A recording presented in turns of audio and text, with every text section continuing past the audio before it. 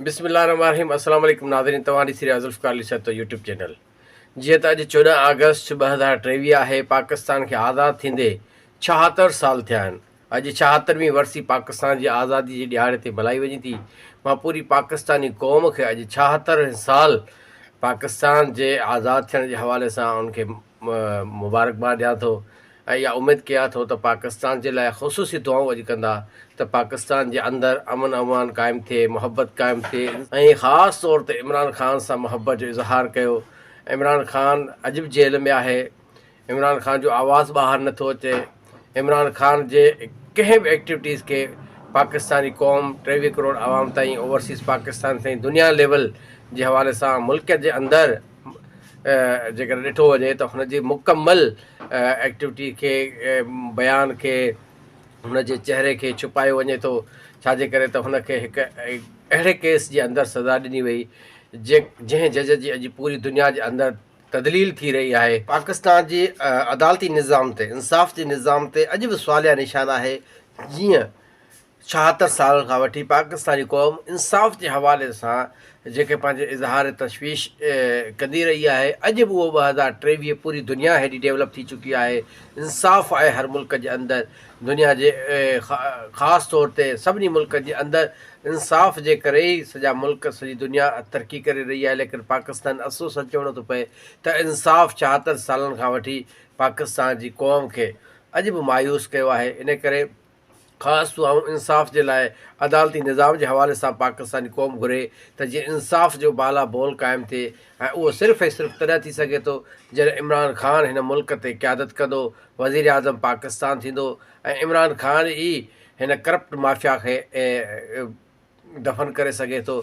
इन खां अलावा हिन पाकिस्तानी क़ौम खे महरूमी आहे त को पाकिस्तान जी क़ौम जो को बि सॼण न आहे, को बि साथी न आहे, को बि हॾ ॾोखी न आहे। पाकिस्तानी क़ौम खे शाबाश हुजे 14 अगस्त पाकिस्तान सां, पाकिस्तान जी अफ़वाज सां, पाकिस्तान जे हिन मुल्क जी बका जे हवाले सां जेका ख़ुशी मल्हाई, जेका दिलि सां जेका उन्हनि जो जुनून ॾिठो वियो, मां सम्झां थो त दुनिया में का अहिड़ी क़ौम हूंदी जहिड़े तरीक़े सां पाकिस्तानी क़ौम पंहिंजे वतन सां, पंहिंजे क़ौम सां, पंहिंजे मुल्क सां, हिन धरतीअ सां मुहबत करे थी। ऐं उनखां अलावा आख़िर में मां गुज़ारिश कयां पूरी पाकिस्तानी क़ौम खे हिकिड़ो मैसेज ॾियणु थो चाहियां त इमरान ख़ान हिन मुल्क जो सरमायो आहे। इमरान ख़ान हिन मुल्क जी जान आहे।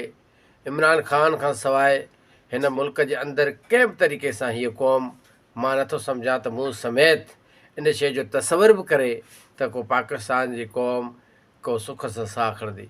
पाकिस्तान जो वाहिद हिन सॼे सिस्टम खे बचाइण जे हवाले सां, मुआशी इन तकलीफ़ुनि मां निकिरण जे हवाले सां ऐं हिन क़ौम खे यकजा करण जे हवाले सां सिर्फ़ु हिकु ई एजेंडा आहे, उहो इमरान ख़ान जी क़यादत हिन मुल्क ते वज़ीर आज़म थियण खां सवाइ ॿियो कुझु कोन्हे।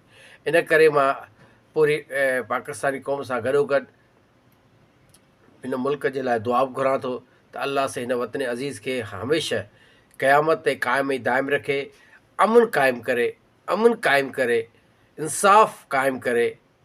ऐं मां पंहिंजे सिंधी भाइरनि खे बि गुज़ारिश कयां थो त हीउ मौक़ो आहे तव्हां ई असांखे सभिनी खे गॾिजी मिली करे हिन सूबे जे अंदरि हिकु अहिड़ी क़यादत अचणु खपे।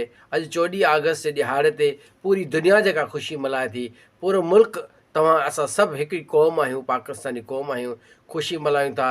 अहिड़े तरीक़े सां असांखे सिंध जे अवाम, ग़रीब मारूड़नि, मिसकीननि, समाजरनि, जेके पोइते इलाइक़ा आहिनि, उन्हनि जे लाइ जेके लिखियलु पढ़ियल नौजवान आहिनि, वकील बिरादरी आहे, सोशल एक्टिविस्ट जेके आहिनि, समाजी भलाई जो कमु कंदड़ आहिनि, उन्हनि सभिनी खे, रिटायर प्रोफेसर जेके आहिनि, रिटायर प्रोफेसर हुजनि या PhD होल्डर हुजनि, सिविल सोसाइटी जा माण्हू हुजनि, रिटायर टीचर उस्ताद जेके हुजनि, सहाफ़ी बिरादरी सां जेके तालुक़ु रखनि था, जेके ॼाणू हुन, जेके ख़िदमत कनि था सिंध जी रज़ाकाराना तौर ते, उहे हिन पॉलिटिक्स में अचनि। ख़ासि तौर ते पॉलिटिक्स हिकु अहिड़ो प्लेटफॉर्म आहे जेको मां सम्झां थो त सिंध जे हिन मसइलनि खे हल करण जे लाइ जेका नौजवान क़यादत ऐं लिखी पढ़ी क़यादत, सुलझियल क़यादत जेका ख़िदमत करणु चाहे थी हिन सिंधी क़ौम जी, सिंधी माण्हुनि जी, उहा महिरबानी करे आॾा अचे।